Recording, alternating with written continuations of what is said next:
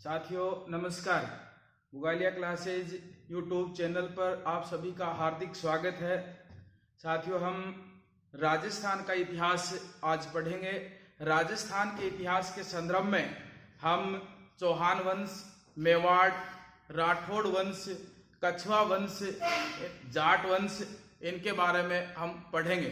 तो यहाँ सबसे पहले आज जो हमारा टॉपिक है वो चौहान वंश है। चौहान वंश सभी प्रतियोगिता परीक्षा में इसके बारे में प्रश्न पूछा जाता है। चौहान वंश की हम जब आधारभूत घटनाएं पढ़ते हैं तो ये जो चौहान वंश था इनके बारे में हम विस्तृत चर्चा करेंगे। चौहान वंश में हम किस किस को पढ़ेंगे? हम सबसे पहले पढ़ेंगे सांभर अजमेर के चौहान, सांभर अजमेर के चौहान। इसके बाद में पढ़ेंगे हम रणथंबोर के चौहान, रणथंबोर के चौहान के बाद में हम पढ़ेंगे जालोर के चौहान, जालोर के चौहान के बाद में हम पढ़ेंगे सिरोही, सिरोही जो जिला है राजस्थान में, इसमें हम देवड़ा चौहानों को पढ़ेंगे। और इसके बाद में हाड़ौती, हाड़ौती, हाड़ौती के बाद में नाडोल, ये हम आज विस्तृत इनके बारे में चर्चा करेंगे। तो आज सबसे पहले इस सांभर के चौहान हैं इनके बारे में चर्चा करेंगे। ये जो सांभर के चौहान हैं ये 7वीं से 12वीं शताब्दी की एक महत्वपूर्ण घटनाएं हैं। 7वीं से 12वीं शताब्दी की जो ये महत्वपूर्ण घटना है, इस महत्वपूर्ण घटना में यहां आज हम सांभर अजमेर, सांभर अजमेर इनके चौहानों की बात करेंगे।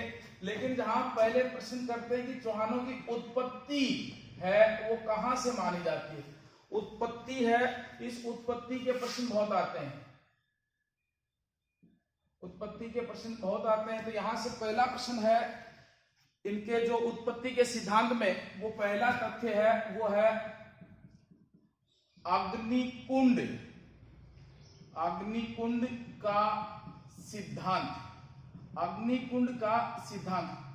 हमने हमारे पिछले पार्ट में जब 7वीं से 12वीं शताब्दी का जो उदय काल पढ़ रहे थे, उस उदय काल में हमने अग्निकुंड का सिद्धांत पढ़ा था। हमारा गुज्जर प्रतिहार जो एक पार्ट है जो हमने पढ़ा है, उसके अंदर इस अग्निकुंड सिद्धांत की व्याख्या पूरी की थी। अग्निकुंड सिद्धांत का वर्णन है वो पृथ्वीराज रासो में मिलता है। पृथ्वीराज रासो के रचयिता, पृथ्वीराज रासो के रचयिता चंद्रवरदाई थे। चंद्रवरदाई ने अपने इस ग्रंथ में लिखा है कि एक वशिष्ठ मुनि नाम का एक व्यक्ति था जिसने आबू के यज्ञ को बचाने के लिए, वशिष्ठ नाम का एक व्यक्ति था, उस व्यक्ति ने आबू के यज्ञ को बचाने के लिए 4 जातियां उत्पन्न की थी। उसमें से पहली थी गुज्जर प्रतिहार, परमार, चालुक्य, चौहान, ये 4 जातियां थी। तो अग्निकुंड से इसका मानने वाला है वो कौन है? चंद्रवरदाई। और चंद्रवरदाई ने अपनी पुस्तक पृथ्वीराज रासो में इसका उल्लेख किया। यहाँ जो पृथ्वीराज रासो में इसका जो उल्लेख किया है, इस अग्निकुंड के सिद्धांत का समर्थन किसने किया है? तो सूर्यमल मिश्रण और मुनोत नैणसी ने किया है। इसकी व्याख्या हमने विस्तृत रूप से गुज्जर प्रतिहार पाठ प्रथम या राजपूतों की उत्पत्ति के जो सिद्धांत पढ़े थे उस सिद्धांत के अंदर इसकी व्याख्या कर ली थी। तो चौहानों को अग्निकुंड से उत्पन्न मानने वाला कौन है? चंद्रवरदाई। और किस ग्रंथ में लिखा उसने? पृथ्वीराज रासो ग्रंथ में इसने लिखा। दूसरा, इस चौहानों को माना जाता है वो सूर्यवंशी माना जाता है, सूर्यवंशी। चौहानों को क्या माना जाता है? सूर्यवंशी। यहाँ ये जो चौहान शासक हैं इनको सूर्यवंशी माना जाता है। तो चौहानों को जो सूर्यवंशी माना जाता है इसके लिए 3 अलग अलग तथ्य दिए गए हैं। एक तो पहला जो महत्वपूर्ण इसके अंदर जो तथ्य आता है और उसका विस्तृत विवरण भी हम देखेंगे तो वो आता है पृथ्वीराज विजय, पृथ्वीराज विजय। ये पृथ्वीराज रासो है, पृथ्वीराज रासो चंद्रवरदाई का है। ये पृथ्वीराज विजय है। ये जो ग्रंथ है ये जयानक का है, जयानक, इन्हें सूर्यवंशी माना है। फिर है हमीर महाकाव्य, हमीर महाकाव्य। ये जो महाकाव्य है, इस हमीर महाकाव्य में नयन चंद्र सूरी इन्होंने भी इन्हें सूर्यवंशी माना है। इसके बाद में है हमीर रासो। इस हमीर रासो में भी इन्हें क्या माना गया है? सूर्यवंशी माना गया है। तो यहाँ प्रश्न ये आता है कि इन्हें अग्निकुंड से उत्पन्न तो बताने वाला कौन था? तो वो कौन था? पृथ्वीराज रासो के रचयिता चंद्रवरदाई। पृथ्वीराज रासो के रचयिता चंद्रवरदाई थे। जबकि सूर्यवंशी किसने माना है? पृथ्वीराज विजय, हमीर महाकाव्य और हमीर रासो। इन तीनों में क्या लिखा है कि ये जो चौहान थे ये सूर्यवंशी थे। इसके यहाँ एक अभिलेख की बात आती है, और वो जो अभिलेख है वो कौन सा है? बेदला का अभिलेख। बेदला का अभिलेख। इस बेदला के अभिलेख में भी चौहानों को सूर्यवंशी बताया गया है। एक ग्रंथ लिखा गया है सूर्जन चरित्र। इस ग्रंथ में भी इन्हें क्या बताया गया है? सूर्यवंशी बताया गया है। तो यहाँ बहुत महत्वपूर्ण प्रश्न ये है कि सूर्यवंशी इन ग्रंथों में बताया गया, पृथ्वीराज विजय, हमीर महाकाव्य, हमीर रासो में। तो यहाँ प्रश्न क्या बनता है कि किस अभिलेख में चौहानों को सूर्यवंशी बताया गया है? तो बेदला के अभिलेख में इन्हें क्या बताया गया है? सूर्यवंशी बताया गया है। अगला जो यहाँ एक इतिहासकार है गौरीशंकर हीराचंद ओझा, सिरोही जिले के रोहिड़ा गांव के थे। उन्होंने भी इन्हें सूर्यवंशी माना है। ये तो ग्रंथ हो गए। किस इतिहासकार? आधुनिक इतिहासकार। कौन सा आधुनिक इतिहासकार था?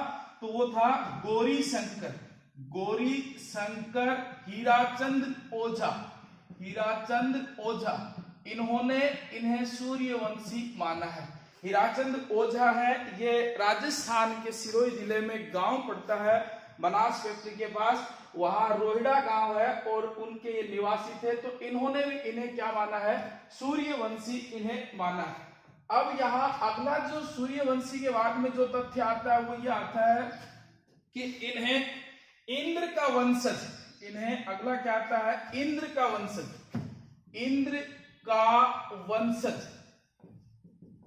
चौहान है। चौहानों को इंद्र का वंशज किस अभिलेख में बताया गया है? तो रायपाल का सेवाड़ी अभिलेख है। रायपाल का सेवाड़ी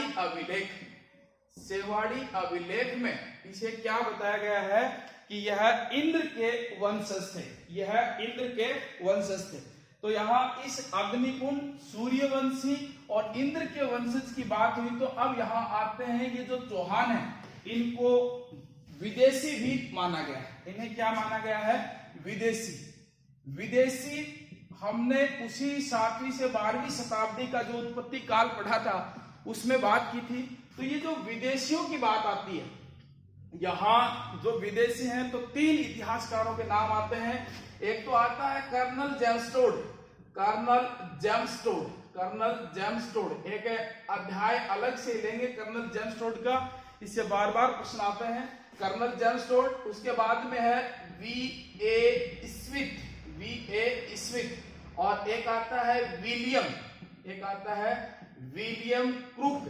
ये जो विलियम क्रूक है इन्होंने इन्हें विदेशी माना है। इन्होंने कहा है, एक ने कहा ये शक और सीथियन है, दूसरे ने कहा ये हुणों की संतान है। कुल मिलाकर इन्होंने क्या कहा है कि ये विदेशी हैं। सूर्यवंशी सिद्धांत के बाद में विदेशी सिद्धांत। यहाँ प्रश्न आता है अग्निकुंड वाला। तो अग्निकुंड का है वो चंद्रवरदाई ने दिया था, और चंद्रवरदाई ने जो ये नाम दिया था वो अपनी पुस्तक पृथ्वीराज रासो में इनको उल्लेखित किया था। अब अगला आता है चंद्रवंशी। इन्हें चौहानों को चंद्रवंशी माना गया है। तो चौहानों को चंद्रवंशी माना गया है। ये 2 अभिलेख हैं। एक तो है हांसी का अभिलेख। ये जो हांसी का अभिलेख है ये 1170 ईस्वी का है। कब का है? 1170 ईस्वी का। अब दूसरा है वो है अचलेश्वर मंदिर मंदिर का लेख, इसे आबू का लेख भी कह सकते हैं। अचलेश्वर और हांसी, हांसी हरियाणा में है, हांसी का अभिलेख और अचलेश्वर के अभिलेख में इन्हें चंद्रवंशी बताया गया है। तो किस अभिलेख में चौहानों को चंद्रवंशी माना गया है? हांसी के अभिलेख में और अचलेश्वर के लेख में इन्हें क्या माना गया है? चंद्रवंशी माना गया है। अगला जो हमारा तथ्य आता है वो महत्वपूर्ण है, ब्राह्मण, ब्राह्मण मत का सिद्धांत, ब्राह्मण मत का सिद्धांत, ब्राह्मण मत का सिद्धांत। इन्हें ब्राह्मण जाति की संतान किसने बताया? ब्राह्मण जाति की संतान है वो किसने बताया? तो उसके बारे में बात करते हैं। एक इतिहासकार है डॉक्टर दशरथ शर्मा, डॉक्टर दशरथ शर्मा, दशरथ शर्मा। इन्होंने अपनी पुस्तक, इन्होंने एक ग्रंथ लिखा था, उस ग्रंथ का नाम है early Chauhan dynasty, early Chauhan dynasty. उसने कौन सा ग्रंथ लिखा था? Early Chauhan dynasty. इस अर्ली चौहान डायनेस्टी में इस दशरथ शर्मा ने क्या कहा है? इस पुस्तक में लिखा है कि बिजोलिया अभिलेख, बहुत महत्वपूर्ण नाम है ये, बिजोलिया अभिलेख के अनुसार, बिजोलिया अभिलेख के अनुसार, तो अभिलेख के अनुसार इन्होंने क्या कहा है? यह वत्स गोत्रीय ब्राह्मण थे, वत्स गोत्रीय ब्राह्मण थे। ये बहुत महत्वपूर्ण तथ्य है। बिजोलिया अभिलेख के अनुसार इन्हें वत्स गोत्रीय ब्राह्मण बताने वाला कौन है? डॉक्टर दशरथ शर्मा। इन्होंने जो ये बात कही है डॉक्टर दशरथ शर्मा ने, इसका समर्थन किसने किया? तो इसका समर्थन किया है, वो किया है डॉक्टर गोपीनाथ शर्मा ने किया है। डॉक्टर गोपीनाथ शर्मा ने क्या कहा है? राजस्थान का वृत्त इतिहास में इसने क्या कहा है कि ये ब्राह्मणों की संतान थे, जबकि बिजोलिया अभिलेख में इन्हें क्या कहा गया है? वत्स गोत्रीय ब्राह्मण थे। तो यहाँ अब प्रश्न महत्वपूर्ण ये बनता है कि चौहानों को वत्स गोत्रीय ब्राह्मण, चौहानों को वत्स गोत्रीय ब्राह्मण है वो किस रासों में कहा गया है? किस रासों में कहा गया है? तो कयाम खां रासों में कहा गया। कयाम खां रासों में भी इन्हें वत्स गोत्रीय ब्राह्मण बताया गया है। कयाम खां रासों में इन्हें वत्स गोत्रीय ब्राह्मण बताया गया है। कयाम खां रासों के जो रचयिता थे वो कवि नियामक या कवि जान थे। तो यहाँ चौहानों की ये उत्पत्ति का जो ये सिद्धांत है, इनमें इनको अलग अलग स्वीकार करने वाले व्यक्तियों के हमने नाम पढ़े हैं। अग्निकुंड का सिद्धांत आ गया। अग्निकुंड के सिद्धांत के बाद में सूर्यवंशी, सूर्यवंशी में याद रखना बेदला के अभिलेख में भी सूर्यवंशी बताया है।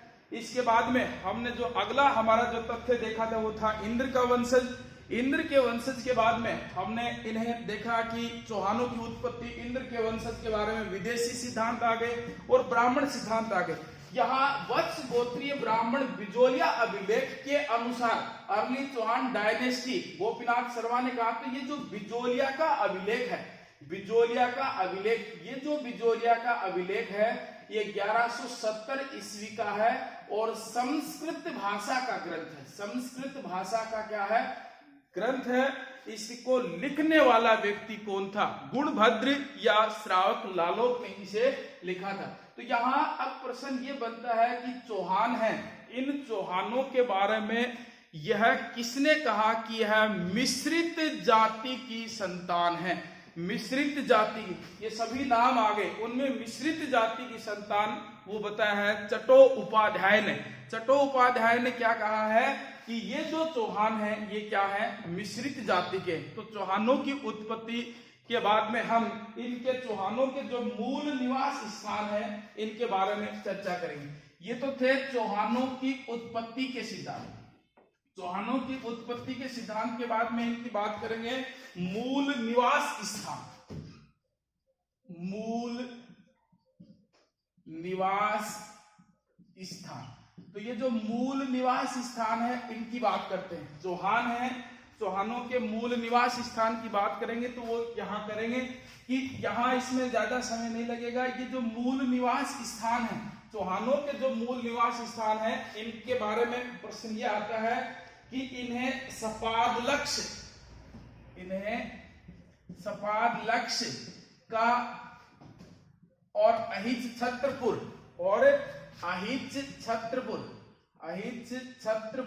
का माना गया है। तो ये तो नागौर की बात होगी।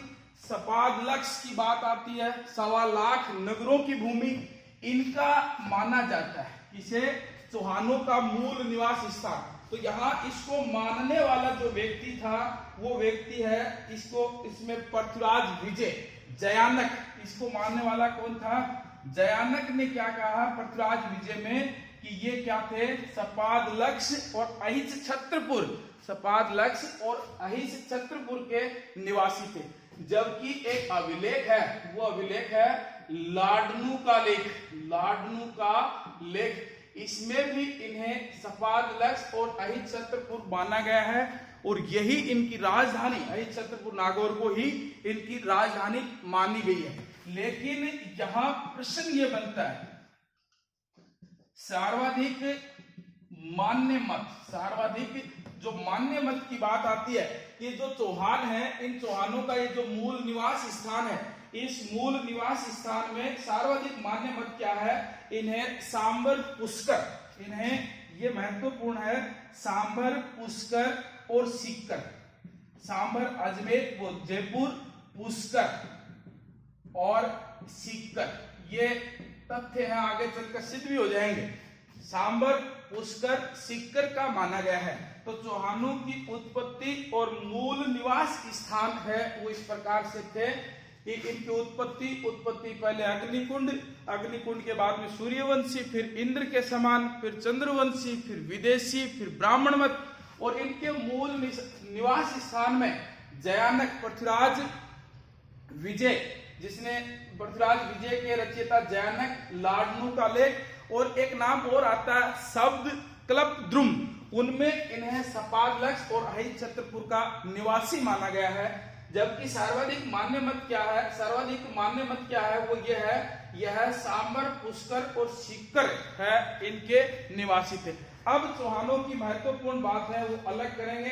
अब यहाँ एक बिजोलिया अभिलेख के बारे में हमने देखा, 93 जिसके अंदर पद हैं, उस बिजोलिया अभिलेख के अनुसार ही डॉक्टर दशरथ शर्मा ने क्या कहा था कि इस चौहान वंश का संस्थापक था वो वासुदेव चौहान था। यह चाहमान नाम का व्यक्ति है, वो इनका आदि पुरुष माना जाता है। अब है चौहान शासकों की महत्वपूर्ण घटनाएं। अब चौहान शासकों की बात करेंगे तो उसमें चौहान शासकों की उपाधियां देखते हैं, क्रम से इनको पढ़ रहे हैं। चौहान शासकों की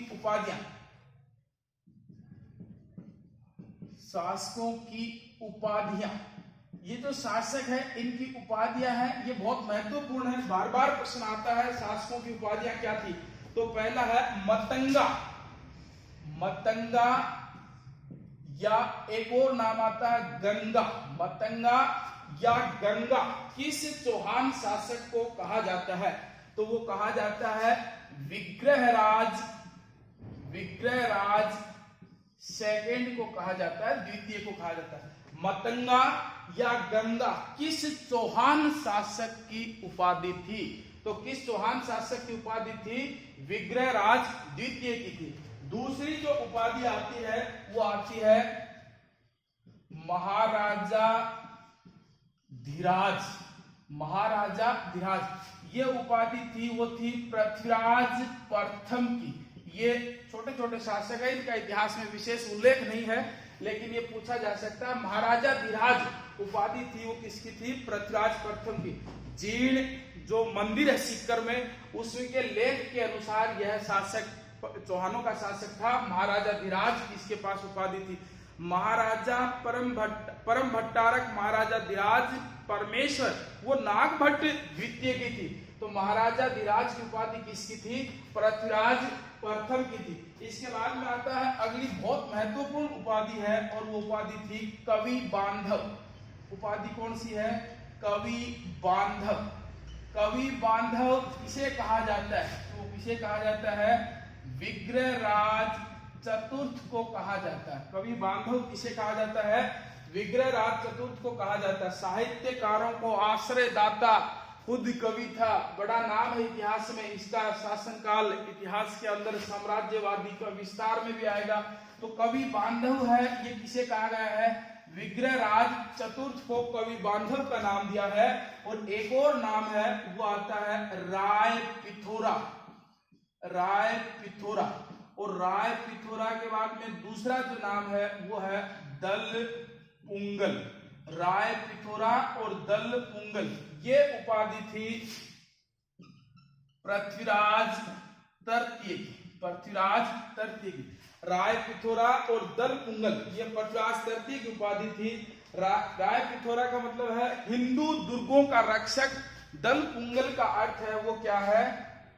वो होता है विश्व विजेता। दल पुंगल का अर्थ विश्व विजेता और राय पिथोरा का अर्थ क्या होता है? वो है पृथ्वीराज तृतीय का दुर्गों का रक्षक, इसे माना जाता है। अगला यहाँ जो महत्वपूर्ण प्रश्न है, नयनचंद्र, नयनचंद्र है, उसमें नयनचंद्र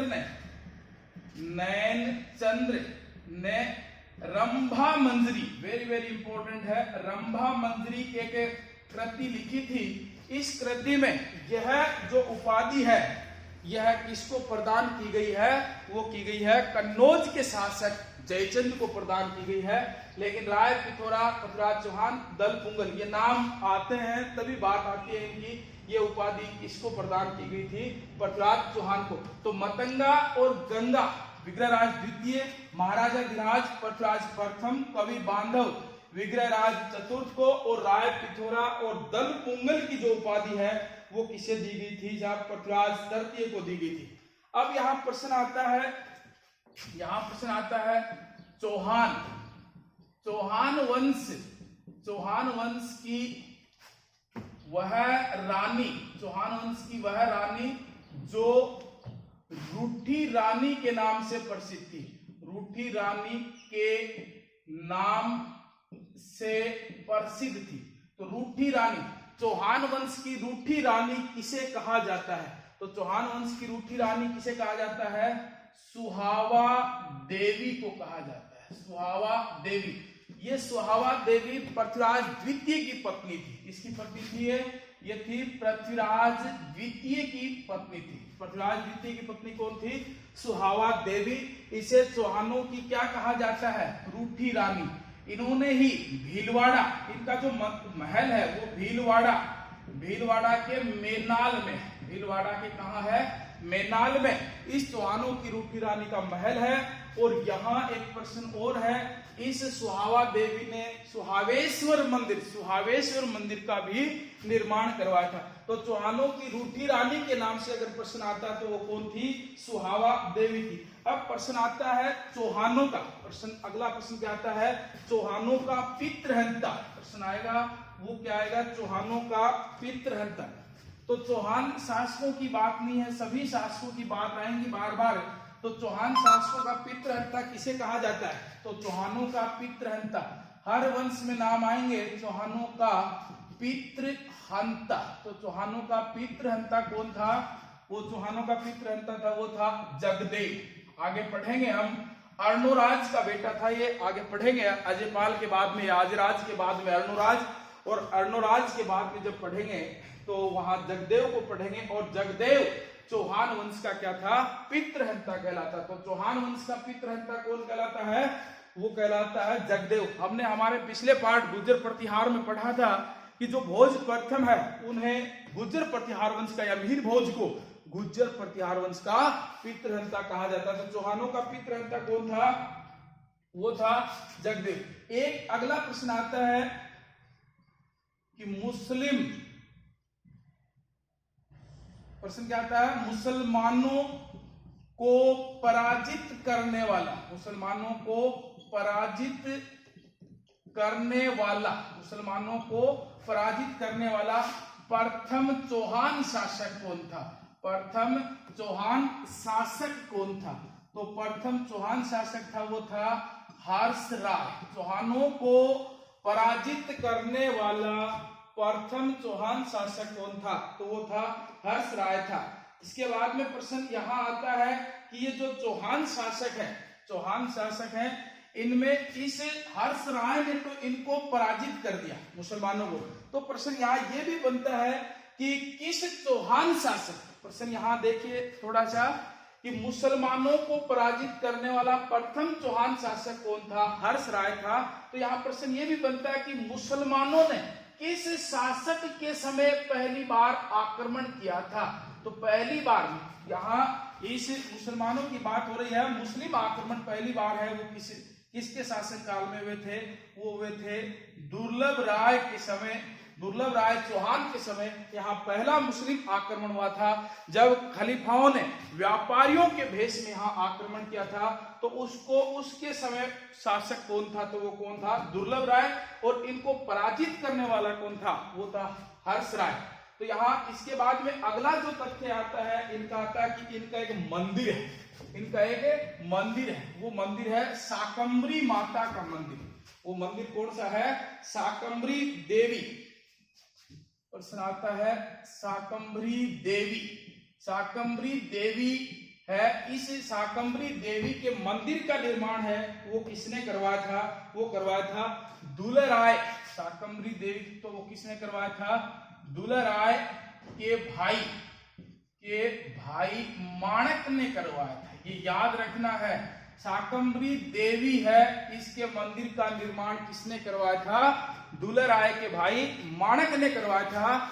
जबकि आशापुरा माता के मंदिर को जब हम पढ़ेंगे, विग्रहराज को पढ़ेंगे द्वितीय को, तो वहां उसकी बात हो जाएगी। अब ये इनके बारे में प्रमुख तथ्य थे। इसके बारे में अब एक एक शासक को पढ़ते हैं, यहां तक कोई दिक्कत नहीं है। एक एक शासक को पढ़ते हैं और एक एक शासक में जब हम इनकी बात करेंगे तो सबसे पहले इनके संस्थापक की बात करेंगे और वो संस्थापक था वासुदेव चौहान। छोटी छोटी घटनाएं हैं इनकी, तो उनकी चर्चा करते हैं। पहला करते हैं वासुदेव चौहान। वासुदेव चौहान, वासुदेव चौहान की जब बात करते हैं तो इनकी छोटे से प्रश्न है वो देखने हैं।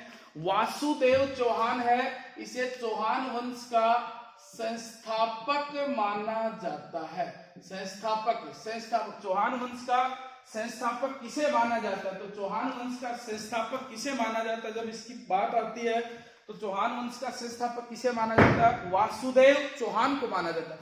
अब यहाँ प्रश्न आता है कि वासुदेव चौहान इस चौहान वंश का संस्थापक था, ये बात किसमें उल्लेख करती है या किसमें उल्लेखित है? तो उल्लेख कहाँ मिलता है? वो उल्लेख मिलता है बिजोलिया के अभिलेख में। ये बिजोलिया का जो अभिलेख है, श्याम पार्श्वनाथ मंदिर भीलवाड़ा में है। और यहाँ इसी बिजोलिया अभिलेख 1170 का गुणभद्र श्रावक लालोक ने जो इसकी रचना की थी। तो यहाँ एक प्रश्न ये बनता है कि बिजोलिया अभिलेख के अनुसार चौहान वंश का संस्थापक कौन था? वासुदेव चौहान। यहाँ अगला इसका जो चौहान वंश के वासुदेव चौहान है, इनका जो अगला प्रश्न आता है डॉक्टर गोपीनाथ शर्मा के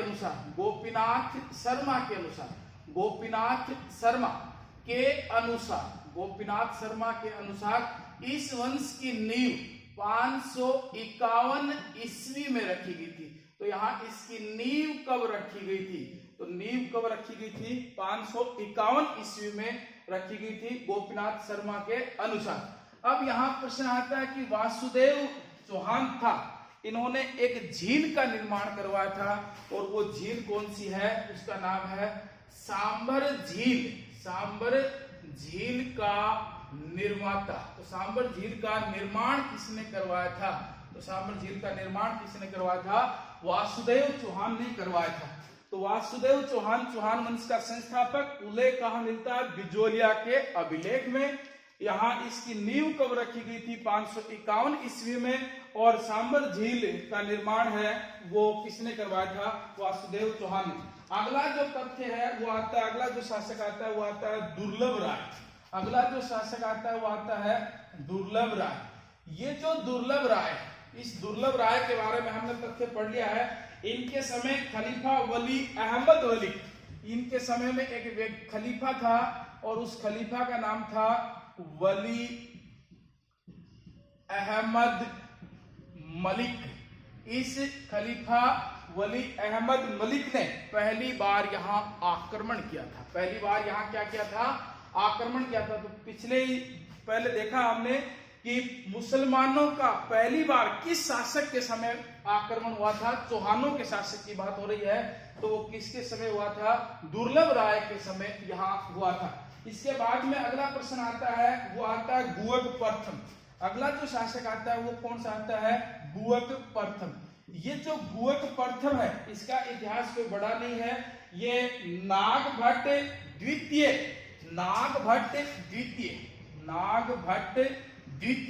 गुज्जर प्रतिहार शासक था। नागभट्ट द्वितीय, उस गुज्जर प्रतिहार शासक नागभट्ट द्वितीय का ये सामंत था। और इन्होंने नागभट्ट द्वितीय ने ही इसे एक उपाधि प्रदान की थी। और वो उपाधि प्रदान की थी, उस उपाधि का नाम था, वो था वीर राजा। तो इसे कौन सी उपाधि प्रदान की थी? वीर राजा की उपाधि प्रदान की थी नागभट्ट द्वितीय ने। अगला ये जो गुअग प्रथम है, इस गुअग प्रथम के बारे में पढ़ते हैं। तो हर्ष के मंदिर का निर्माण भी इन्हीं के शासन काल में, हर्ष के मंदिर का निर्माण इन्हीं के शासन काल में है, वो प्रारंभ होता है। यहाँ इस गुअग प्रथम के बाद में चंद्रराज एक शासक आता है, जिसका कोई इतिहास में विशेष उल्लेख नहीं है। और इसके बाद में अगला जो शासक आता है वो आता है गुअग द्वितीय। अगला जो शासक आता है वो आता है गुअग द्वितीय,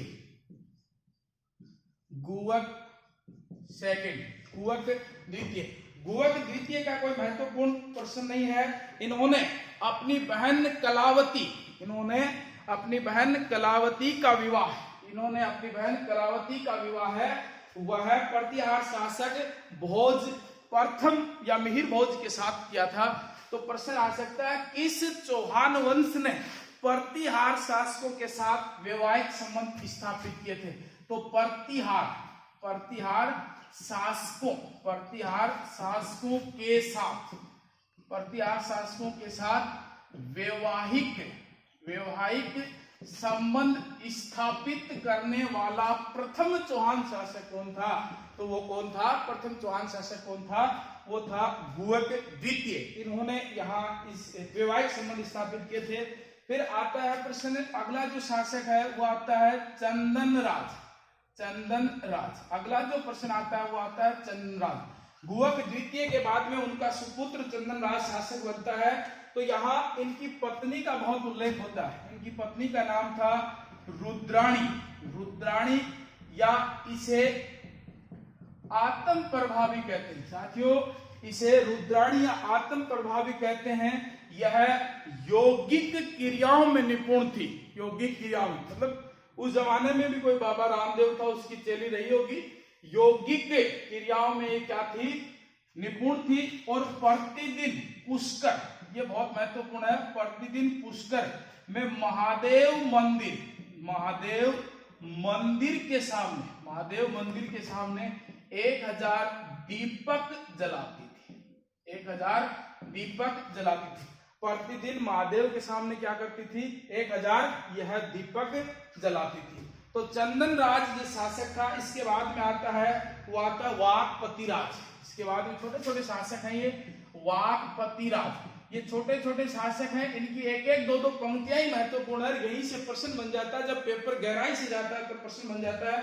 तो वाकपति राज है। इसके समय खलीफा अर्थ लायक पुत्र, खलीफा अल मालू ने आक्रमण किया था। तब वह आक्रमण चित्तौड़ की ओर था। तो चित्तौड़ के राजा वहां उस समय चित्तौड़ के राजा कौन थे? चित्तौड़ के राजा थे, वो थे खुमान। इस खुमान की सहायता की थी। और वो किसने की थी? वाकपति राज ने खुमान की सहायता की थी। इस वाकपति राज के 3 बेटे थे, जिनमें 2 महत्वपूर्ण हैं, उनको ध्यान में रखना है। 3 बेटे थे इनके, 2 को ध्यान में रखना है। यहां पहला था वो था सिंहराज, फिर था लक्ष्मण सिंह, और एक बेटा था उसका नाम था वत्सराज। वत्सराज एक गुर्जर प्रतिहार शासक भी था जिसके समय त्रिराष्ट्र संघर्ष हुआ था। तो यहाँ ये सिंह राज था और एक था लक्ष्मण सिंह। इन दोनों के प्रश्न महत्वपूर्ण आते हैं और दोनों को ही बहुत विशेष याद रखना है। इनके समय हर्ष के मंदिर का निर्माण पूरा हो गया था। यहाँ महत्वपूर्ण क्या है? हर्ष के मंदिर का निर्माण पूरा किया गया था। इसके बाद में एक ग्रंथ है, उस ग्रंथ का नाम है पृथ्वीराज विजय। पृथ्वीराज विजय। इस पृथ्वीराज विजय के जनक ने अपने ग्रंथ में इन्हें वेरी घरट की उपाधि प्रदान की है। वेरी घरट की उपाधि इन्हें प्रदान की है। किसको की है? सिंह राज को। इसके समय किसका मंदिर का निर्माण हुआ था? हर्ष के मंदिर का निर्माण। और इनकी जब राजनीतिक इतिहास पढ़ते हैं तो राजनीतिक इतिहास में बात करते हैं तो तोमर शासक लवण को पराजित किया था। तोमर शासक लवण को पराजित किया था। ये ज्यादा महत्वपूर्ण नहीं है। महत्वपूर्ण यही है कि इसके समय में किस मंदिर का निर्माण हुआ था? हर्ष के मंदिर का निर्माण हुआ था। और यहाँ ये जो लक्ष्मण सिंह है या लक्ष्मण राज है, इन्होंने इसी समय और क्या कर लिया था? नाडोल में पृथक, वेरी वेरी इंपॉर्टेंट है, नाडोल में पृथक चौहान वंश की स्थापना कर ली थी। तो नाडोल में प्रथम चौहान वंश की पृथक चौहान वंश की स्थापना करने वाला कौन था? लक्ष्मण सिंह था। पृथक कौन था? लक्ष्मण सिंह था। अब इसके बाद में जो अगला जो शासक आता है वो आता है विग्रहराज द्वितीय। अगला जो शासक आता है वो कौन आता है? विग्रहराज द्वितीय। ये जो विग्रहराज द्वितीय है इसके समय की कोई ज्यादा महत्वपूर्ण घटना नहीं है। विग्रहराज द्वितीय है।